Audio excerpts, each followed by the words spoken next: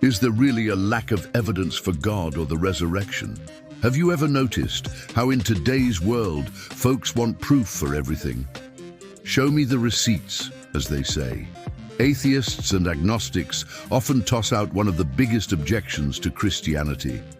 Where is the evidence for God and the resurrection? They want something you can put under a microscope, measure, or lock in a lab. I once had a college student look me in the eye and say, if God is real, why doesn't he just show up in Times Square and prove it? He wanted God to bend to the rules of science, as if the creator has to audition for his own creation. That's like a painter having to step inside his canvas to prove he exists. Here's the reality: God already gave us evidence.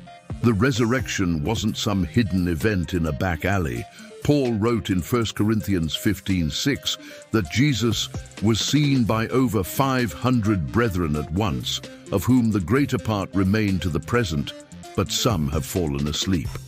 That's not hearsay, that's hundreds of eyewitnesses. If we can accept historical accounts of Caesar crossing the Rubicon or Plato's writings, both with far less documentation, why do people suddenly demand a laboratory experiment for Jesus? The truth is, as Romans 1:20 says, "For since the creation of the world, his invisible attributes are clearly seen, being understood by the things that are made, even his eternal power and Godhead, so that they are without excuse." The demand for proof is often a smokescreen. People aren't always after evidence. They're after excuses. If we're honest, the issue isn't lack of evidence, it's lack of surrender.